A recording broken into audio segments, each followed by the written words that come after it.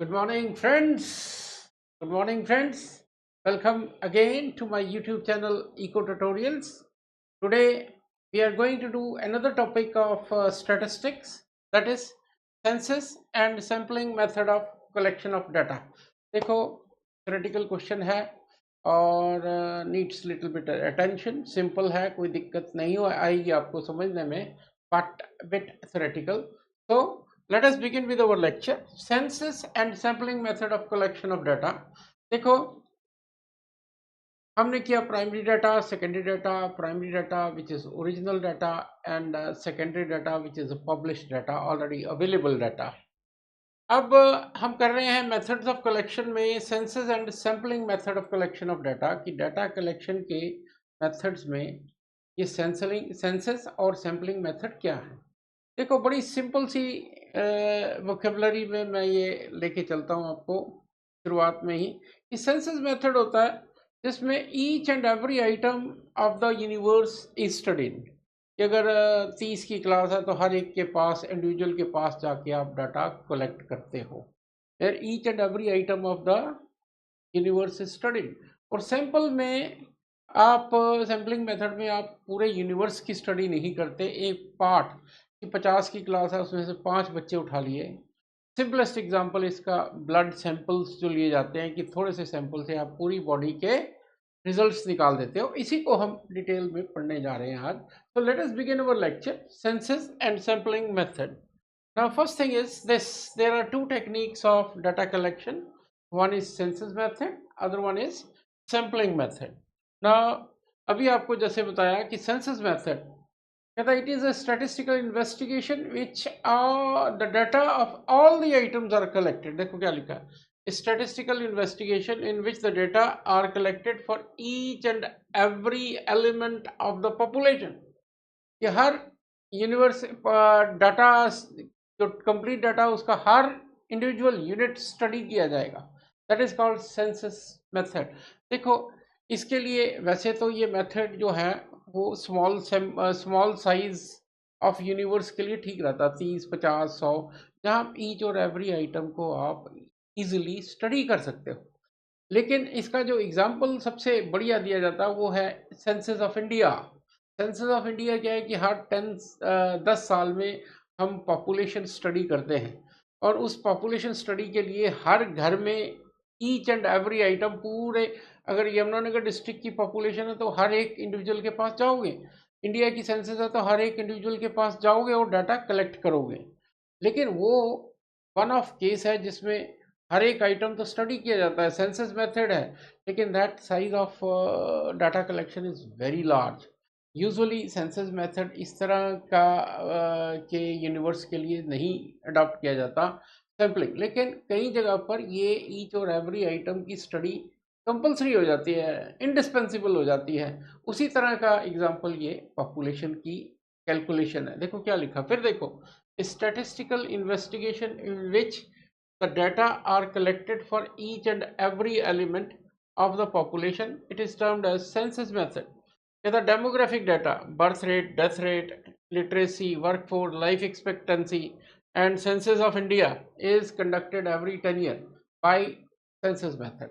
वैसे ये जितने भी आपको word, death rate, birth rate, ये अगर आपके पास एक सेंसस का डाटा हो तो उसमें से ऑटोमेटिकली निकल आते हैं. बर्थ रेट, डेथ रेट, ये होता है पर 1000 कितने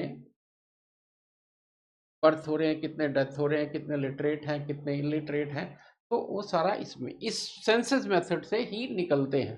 तो एग्जाम्पल सेंसस मेथड का सेंसस ऑफ इंडिया दे देते हैं हम, लेकिन वो यूनिवर्स बहुत बड़ा है, इतने बड़े यूनिवर्स के लिए ये मेथड ठीक नहीं है. देखो, इसकी आपने मेरिट्स दी, कहता रिलायबिलिटी एंड एक्यूरेट. नेचुरल है, जब आप each and every item of the universe study तो डाटा रिलायबल भी होगा, एक्यूरेट भी होगा. Results based on census method are accurate and highly reliable as each and every item of the population is studied. Natural है कि जब आप हर एक आइटम को स्टडी कर रहे हो तो उसमें रिलायबिलिटी सबसे ज़्यादा होगी. Next, less biased. कहता है इसमें result based on census method are less biased because of the absence of investigators discretion regarding the selection of sample. कि इन्वेस्टिगेटर की डिस्क्रिप्शन पर नहीं रखा जाता, उसको सैंपल नहीं लेना है, उसको हर आइटम को स्टडी करना है, इसलिए इसमें बायस की पॉसिबिलिटी कम है।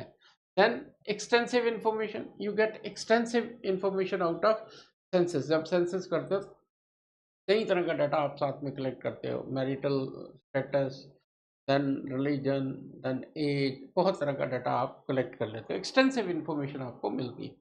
Information collected through the census method is quite exhaustive and therefore more meaningful because all the items of universe are examined. Study of diverse characteristics, जब आप ग्रुप को स्टडी करते हो तो उसके डाइवर्स कैरेक्टरिस्टिक्स की स्टडी भी अपने आप ही हो जाती है। देखो, by using census method one can study the different characteristics of the universe, study of complex investigation, then कि भी ये each and every item study किया जाता है तो कॉम्प्लेक्स इन्वेस्टिगेशंस के लिए ये ठीक है। Then indirect investigation, census method can be successfully used in indirect investigation. कैसे कि मैंने सेंसस किया तो मैंने देखा कितने इस फैमिली में एम्प्लॉयड आ रहे हैं, अनएम्प्लॉयड आ रहे हैं, कितने पॉवर्टी लाइन से ऊपर आ रहे हैं, पॉवर्टी लाइन से नीचे आ रहे हैं। क्योंकि जब आप सेंसस करते हो तो आप उनको इनकम लेवल भी पूछते हो, कितने एम्प्लॉयड हैं, एजुकेशन लेवल भी पूछते हो, तो ये सारा डाटा आपके पास इनडायरेक्ट तौर पे अवेलेबल हो जाता है। मेन तो मेरा मकसद था कि पॉपुलेशन काउंट को देखना, लेकिन साथ में ये डाटा भी आ जाता है, तो इनडायरेक्ट डाटा भी आपके पास आ जाता है इसमें। देखो, डीमेरिट्स में आपको बताया कि अगर साइज ऑफ सैंपल सेंसस है, इसमें लाखों एम्प्लॉयज लगते हैं और लाखों लाखों को नहीं कहना चाहिए, करोड़ों की कॉस्ट आती है। तो इट्स अ ह्यूज एक्सरसाइज अगर सेंसस ऑफ इंडिया की बात करूं। अदरवाइज भी इसमें जब हर आइटम के पास आप जाओगे तो नेचुरल है कॉस्ट ज़्यादा होगी। लार्ज मैन पावर, अभी आपको बताया, इसके लिए मैन पावर बहुत लार्ज चाहिए। Since a large volume of data is to be collected, more time and manpower is required, not suitable for large investigation. मैं बार बार कह रहा हूँ कि ऑल दो सेंसस मेथड हम पॉपुलेशन के लिए स्टडी कर लिया, लेकिन ये सुटेबल नहीं है बहुत लार्ज के लिए। वो तो इसलिए करते हो आप सेंसस में because that is indispensable, otherwise इस तरह का डाटा आप नहीं स्टडी करते। देन नेक्स्ट देखो, सैम्पलिंग मेथड आता है। सैम्पलिंग मेथड जस्ट रिवर्स है सेंसस मेथड का। इसमें आप हर आइटम को स्टडी नहीं करते, यूनिवर्स का एक पार्ट सैंपल के रूप में ले लेते हो और आप स्टडी करते हो। और इसका बढ़िया एग्जांपल आप ब्लड सैंपल देते हो कि जरा सा ड्रॉप ऑफ ब्लड से आप पूरे बॉडी के बारे में रिजल्ट्स निकाल देते हो। The sampling method is one in which only some of the representative items of the population are selected and data are collected from these some of the items. Instead of collecting information for each and every unit of population, we select a sample, that is only few items of the population. Conclusion derived from the sample, small sample, are generalized. कि मैंने blood sample लिया और उसके base पे पूरी body के बारे में रिजल्ट्स जनरलाइज कर लिए, थोड़े के बेस पे ज़्यादा का। आप अब ये देखते हो इलेक्शन होती है तो वो ओपिनियन पॉल्स, एग्जिट पॉल्स, ये क्या होते हैं कि पूरे सपोज कर लो पॉपुलेशन 2 करोड़ की है तो 2 करोड़ का डाटा मैंने नहीं स्टडी किया, मैंने इससे कर लिया 1000, 2000, 3000 सैंपल ले लिया, जितना भी लेना है, और उसके जो रिजल्ट्स आते हैं वो पूरे उस पर आप लगा देते हो। That is sampling method. अब सैम्पलिंग मेथड इकोनॉमिकल है, लो कॉस्ट है, क्योंकि इसमें आपने कुछ ही आइटम्स को स्टडी करना है। ये मेरिट्स कर रहे हैं इसकी।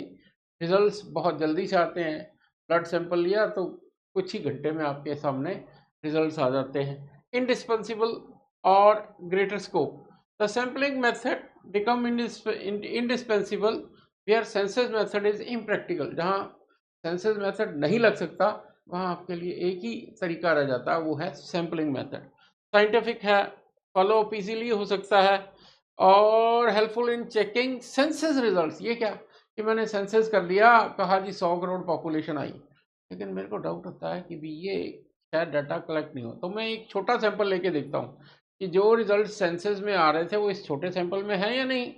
एक में देखा, फिर 4 सैंपल उठा लिए, चारों में देखा कि वो डाटा जो आ रहा है वो सेंसस के अकॉर्डिंग ही आ रहा है, जो सेंसस में प्रोजेक्ट किया गया।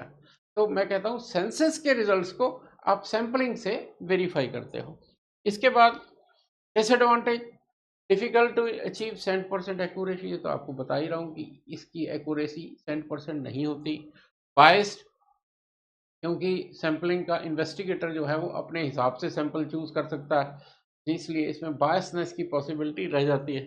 Difficult to sample having all the characteristics of the population, कई बार सैंपल ऐसा कलेक्ट हो जाता है जिसमें सारे पॉपुलेशन के कैरेक्टरिस्टिक्स रिप्रेजेंट नहीं होते।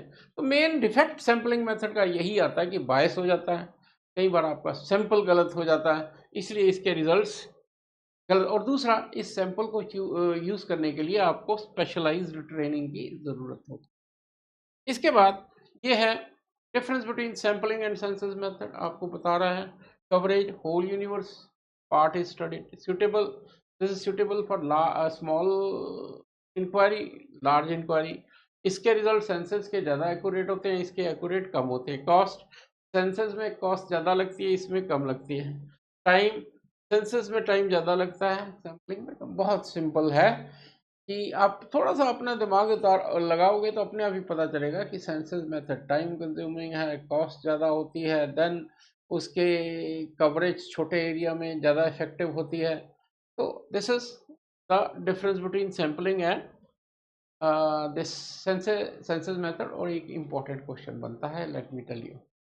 देन अब इसके बाद आता है मेथड ऑफ सैम्पलिंग। दो तरह के मेथड हम लेते हैं, random sampling and second one is non random sampling.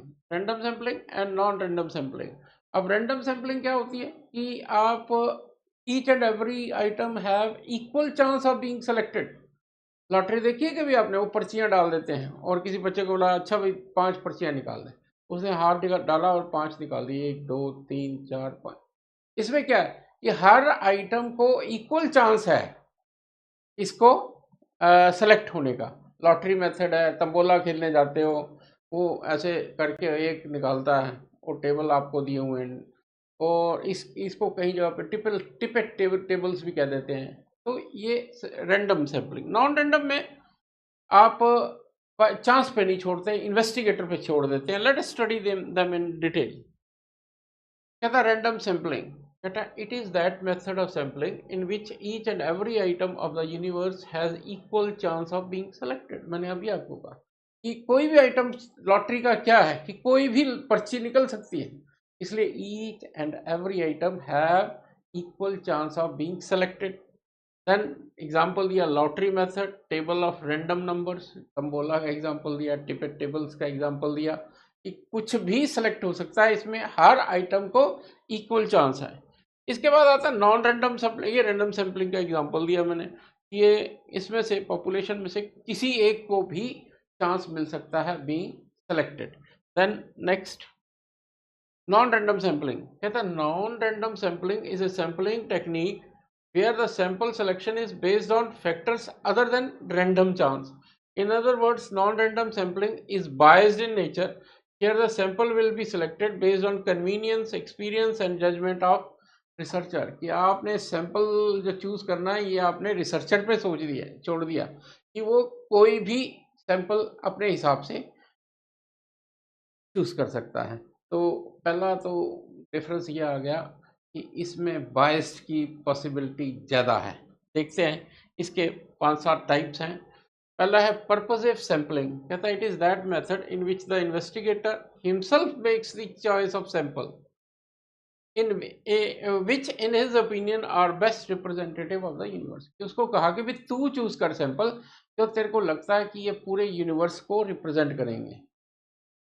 और मैंने क्या किया, क्लास में गया, 50 की क्लास थी, मेरे हिसाब से एक थोड़ा सा मिडल टाइप का बच्चा जो ज़्यादा स्मार्ट, ज़्यादा इंटेलिजेंट नहीं है, एक बहुत इंटेलिजेंट, एक बहुत पुअर, 2 एवरेज से स्टूडेंट हमने ले लिए। तो मैंने अपनी मर्जी से चूज़ किया sample, that is this purpose sampling.